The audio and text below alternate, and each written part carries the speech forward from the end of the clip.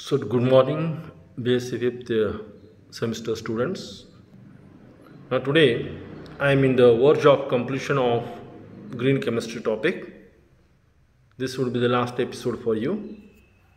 Henceforth, we will discuss certain questions, pattern of question paper, and selected questions based on the topic discussed so far. So as already you have noticed, what is green chemistry? Green chemistry is a design of chemical product and a process or industrial process that reduce the elimination or use or generation of hazardous chemicals. Paul Anasta designed a method based on the following facts: that a chemical reaction or a process is to be based on the fact that there should be minimum wastage. The catalyst may be used as a reagents instead of a specific catalyst or solvent system, and use of non-toxic reagents, use of renewable resources, improved atom economy, use of solvent-free system, environmentally friendly solvent systems. Keeping all these in mind, Paul Anasta postulated the 12 principles, of which prevention, atom economy, less hazardous chemicals, designing of safer chemicals, safe solvent and auxiliaries, and designing of energy efficiency I have discussed last time. Today I want to move on to the another 6 important principles, such as reduce derivation, derivative formation, catalyst, then design for degradation, real-time analysis for pollution prevention, and safety in the industrial process. First one is minimize derivatization. So what it means? Whenever particularly organic synthesis are to be carried out, the final product, aimed product, can be obtained by carrying out certain derivatives through certain step of the reaction. Now I will quote one example here. One can prepare para-bromoacetonolide in 2 ways. You can start with aniline and subject it for acetylation. You will get acetonolide, and which is subjected for bromination to get para-bromoacetonolide. The same reaction can be done. Instead of aniline, you can directly take the para-bromoacetonolide and subject it for a bromination. So here there is no intermediate step. Direct reactant get converted into the product. The product yield is also high, and there is no derivative. So direct isolation is possible. So there are protein synthesis involving so many blocking, deblocking processes. So that can be minimized. Suppose amino acids get converted into a protein. So there may be certain reactions where there may be 6 to 8 steps. But if we use the green methodology, instead of 6 to 8 steps, you can convert in 1 or 2 step reaction. So the derivation formation can be minimized. So this is the new way of thinking of minimizing derivations during the chemical processes. So this is one of the best method go for any organic synthesis in laboratories. Similarly, you can have design for degradation. Well, so most of the chemical product which manufactured in industry or in the laboratory, no doubt they may be utilized for certain interval of time. Later on, they are thrown on soil or somewhere in the laboratories. So those chemicals are not useful and they do not undergo breaking, but they will spoil the nature, spoil the soil. So that means if that chemical product is not biodegradable, not broken, then it is not useful. Therefore, according to green chemistry solution, one has to design a reaction in such a way that the product form must undergo biodegradability. In other words, I will give a specific example here to mention here is, if you see the polymers, so many polymers are synthesized in laboratories, starting from PVC to nylon, nylon 66. All the polymers have got a lot of applications. They are used for purification of water too. The buckets or the body parts of the vehicles, tires, tubes, etc.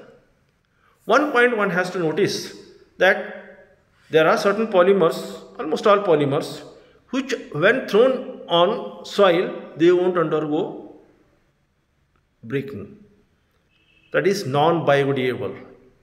So nowadays, the chemist must think that whatever the chemicals we are manufacturing, whatever the product we are manufacturing, they must be of such kind that they must undergo breaking. So that designing should be done. That is called design for degradation. For example, nowadays there are certain biodegradable polymers available in the market, that you can take the material in that bag, use it, throw. So within 24 hours, that bag undergo decomposition in soil without harming the soil nature. So that is the best advantage of green chemistry, which is happening nowadays. But it is not of that large scale application to the society. But no doubt, in future, the things may improve and the biodegradability, the degradation play an important role in future. That is, the chemical product should not persist and accumulate in the environment, but should break down to anoxious hazardous substances. The chemicals are known to cause chemical pollution are non-biodegradable. So whatever I have discussed is the same meaning. So one has to design such a chemical substances which should have an idea that it should undergo biodegradable in nature. That is, chemical products should be designed so that at the end of their function, they break down into anoxious degradation product and do not persist in the environment. So they do not affect the environment. Example, polyethylene, polystyrene are non-biodegradable, but biodegradable polymer like polyhydroxybutyrate, PHBV, hydroxyvalerate, then synthetic materials. There are certain materials which are biodegradable. Now, keeping this in mind, I would like to go for the another aspect, that is use of catalyst. Well, suppose a chemical reaction is carried out, that is A is converted into a final product. What we thought? That A plus B are the reagents. In presence of certain material, they undergo reaction and give the product. Product formation, product is good, no doubt. But the question is, the intermediate materials like catalyst, we can say, they are poisoning the entire system. They become sometimes hazardous to the laboratory or soil or to the environment.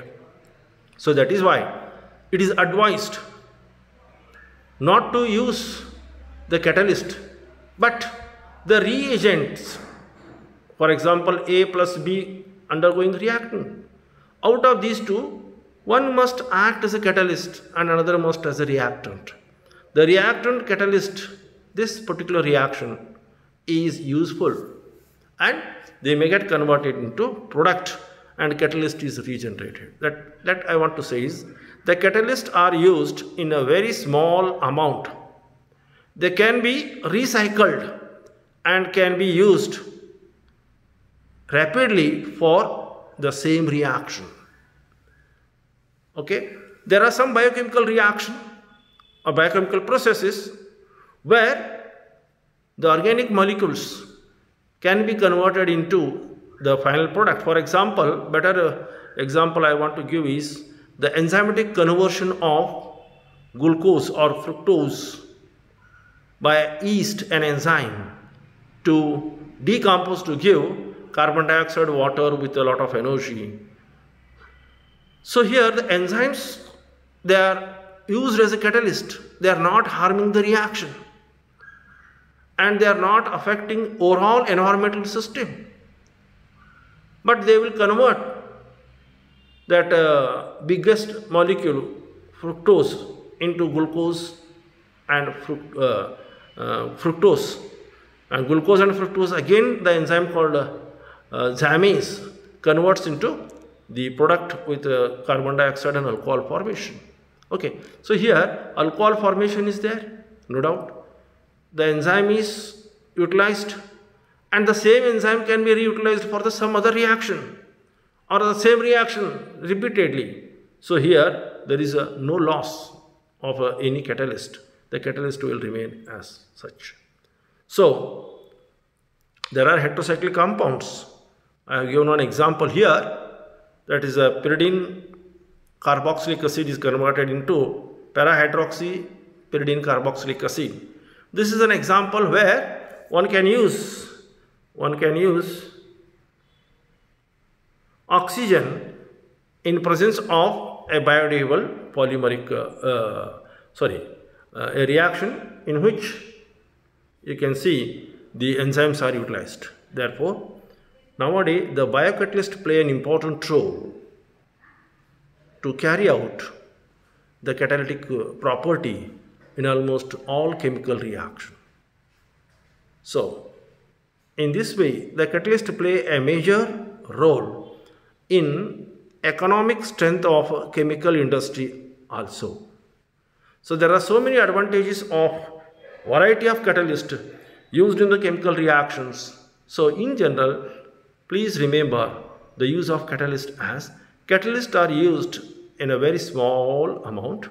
They can be recycled and they can be reused readily for the same reaction.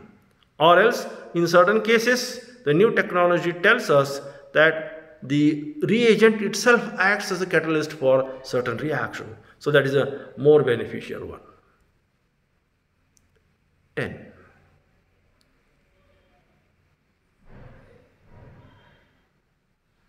Inherently safer chemicals for accident prevention. Well, this is one of the most important thing one has to remember for 12 principles of green chemistry. That is, if anybody want to work in a laboratory or set an industry, he must take the prevention that safer chemicals must be used and they should not undergo any explosion during a chemical process. For instance, the manufacturing process should be designed such a way that the substance and the form of a substance used in the chemical process should be chosen so as to minimize the chemical accidents like explosions, fires and harmful gas releases causing accidents. Safety for the persons handling these chemicals should be important. This includes transportation of the chemicals also. That means before we establish an industry or a laboratory, we must keep in mind that what are the possible problems that may cause the chemicals used in that industry. Sometimes they may undergo explosion, sometimes they undergo some sort of fire or harmful to the environment. So such things should be prevented. That is, we refer as inherently safer chemistry for accident prevention. So let me quote one example here. Around 1984, a Bhopal tragedy incident, you can say, happened in India. So the leakage of gas called methyl cyanate, one of a very dangerous chemical substance, which was used for the manufacture of batteries in that Bhopal industry, which is American-based company. They are manufacturing so many carbides, that is carbide batteries. So during that process, what happened? On December 3rd, 1984,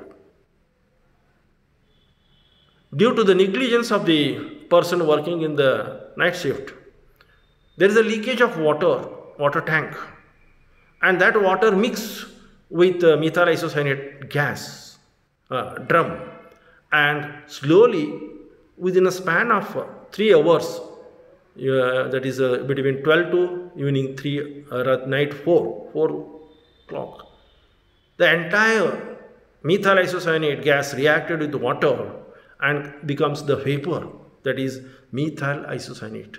And that carbide factory generate huge amount of methyl isocyanate gas like a cloud in the atmosphere, and the entire Bhopal is surrounded with this.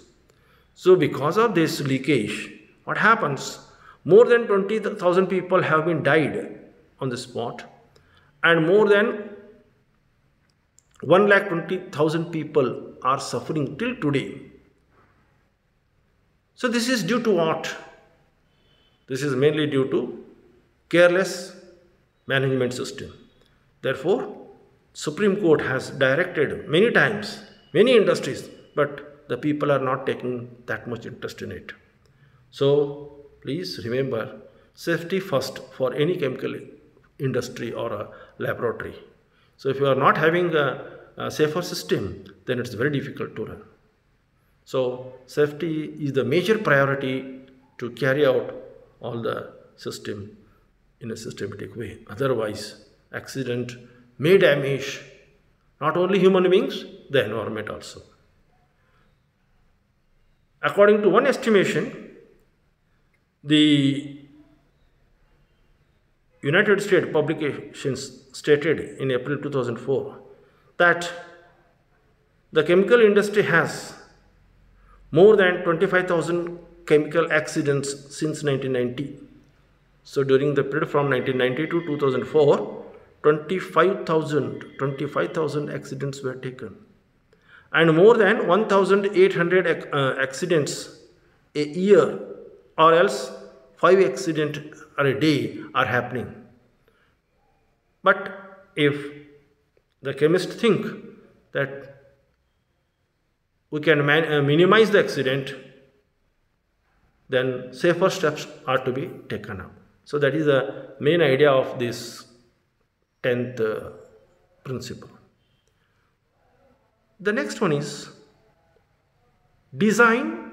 One has to design the synthesis for energy efficiency.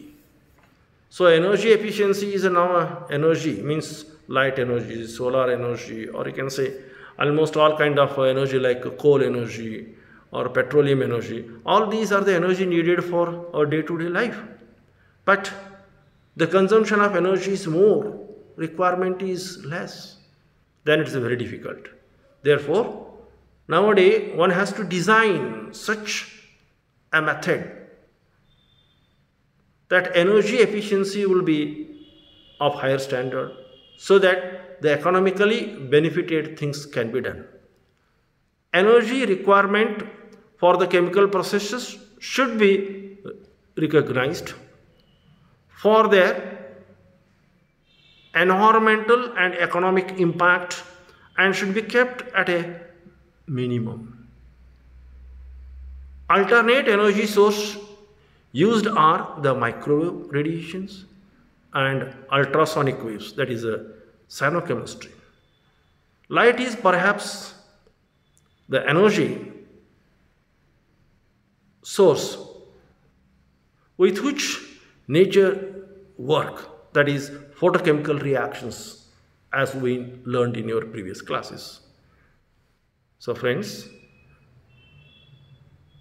it is a very difficult to save the energy in most of the time, but it is advised according to the 11th principle of the green chemistry that you can generate any chemical process in such a fashion that the energy should be minimum.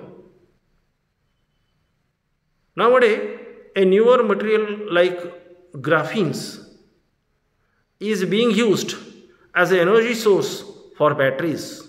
So graphene is a potent conductor of electrical and thermal energy. These batteries are lightweight and charge the battery fully at a rate of 5 times faster than the ordinary or regular batteries. Lithium ion batteries fitted with organic electric battery has been used in laptop, your cell phones, electric vehicles, space applications, etc. So, to prevent all these things, it is better to think of an alternate source, energy source for chemical reaction system. So, to carry out all such things, we need the energy, and the energy should be minimum, and we will get the good number of yield with a minimum energy efficiency. So that in general, I would like to say that according to the 11th principle of the green chemistry, designing synthesis for energy efficiency, energy requirement for chemical process should be recognized for all the environmental and economic impact and should be kept at a minimum. Alternate energy sources used are the microwave and ultrasonic waves. So nowadays, the microwave reactions are more carried out in universities, laboratories. But in large scale, the reactions are possible, but they are a little bit costly. But one of the best use of the microwave radiation reactions are less time, less energy, and a high rated product. So this is the main principle of microwave. So energy is saved, time is saved, and high quality product is obtained. So that is one of the best application. Medicines and solar cells. Some of the chemical drug being prepared by enzymatic process is eliminate the use of metals. Utilization of solar energy is an alternate and important example for green technology. Light energy is converted into electrical energy by a process of photosynthesis. So there will be less consumption of fossil fuels, so reduces pollution and save the energy. The last principle is real-time analytical methods. So what is this real-time? The real-time means we have to save the time, as already I quoted. Analytical method need to be developed to allow for real-time in process monitoring to control prior to the formation of hazardous substances. Methods to check the progress of the reaction. So there is Nothing like a green chemistry branch, like inorganic, organic, physical, but it is the way of doing chemistry. So, the real time means in a minimum way of time or a minimum time, one has to carry out the reactions in a systematic manner. So, there are certain applications of green chemistry in everyday life. Dry cleaning of clothes, green bleaching agents are available, eco-friendly paints, biodegradable plastics, computer chips, so many things which are nowadays come in market as green chemistry. The solvent most commonly used, perchloroethylene, is carcinogenic and contains groundwater. New technology used micelle developed in a liquid of carbon dioxide, which is a safer solvent. So, dry cleaning of clothes can be done instead of the usual method, micelle developed with the liquid CO2. Green bleaching. The bleaching is a process of removing the color or impurity. Bleaching of paper use sodium hydroxide and sodium sulfate, followed by its reaction with the chlorine, which is again a carcinogenic one. This mixture is replaced by hydrogen peroxide in some activities and the product of hydroxy radical, which causes bleaching and cleans the system. Eco-friendly paint.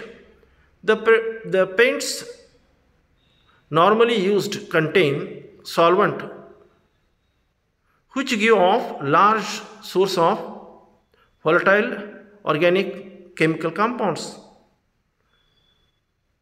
as a byproduct or product. But instead of this, mixture of soybean oil and sugar in place of petroleum chemicals and 50% of reduction in the pollution was observed. So, biodegradable plastics, already I have quoted this one, I don't want to go. Then nanoparticles, the particle size of 10 to the power minus 9 plays an important role next coming 10 to 20 years, because without nanoparticles nothing will happen in future. Even medical kit or medical operation is also one of the best thing. Green chemistry is also involved.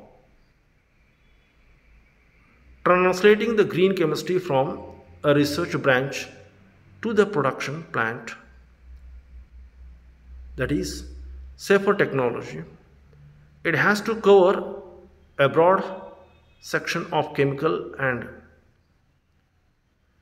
technical aspects. The industries have to play a major role in reducing the chemical pollution, but the industries still think that green chemistry is cost without benefit. It is important to note that green chemistry could not have advanced or thrived without the brilliant work in the field of chemistry that predicted it. Astounding advantages have been made by chemistry as a whole for progress of green chemistry over the last 3 decades. In just 30 years, the field of green chemistry has boosted and produced thousands of scientific papers, research network in more than 30 countries, and Many new international scientific journals have been published. Green chemistry has been popularized by arranging seminars, conferences, and also workshops. Green chemistry is not less chemistry but clean chemistry. This field of research has tremendous opportunities but equal challenges. The great challenge is to incorporate green chemistry in day-to-day life. It's a great challenge to us. The chemical pollution in the environment has reached such a level that it cannot be neglected. The knowledge of chemistry is necessary to transform simple material into a useful material. So with these few words, so let me complete this topic and the 3 topics allotted for me, and I hope in the next coming episodes I will going to discuss certain questions related to all the 3 topics which I have covered. And I hope on 4th, 5th and 6th we will going to face a 20 marks first internal, so which carries only 1 marks with 4 options. It is a Google format question paper. Please go through the 30 marks examination of all subjects without fail and try to get the maximum number of marks. And out of the 4 questions, only 1 answer is correct, and you have to choose it and just take it, and immediately you will get your results. So friends, with these few words, let me complete my portion at this stage, and we will discuss, or we will meet together in offline classes as well as online classes. If you have any difficulties or queries regarding my topics, without any hesitation, please send me messages or WhatsApp information to me so that I can answer to you. So my phone number is 94491937996. So thank you, BSc final year, my young students. Thank you.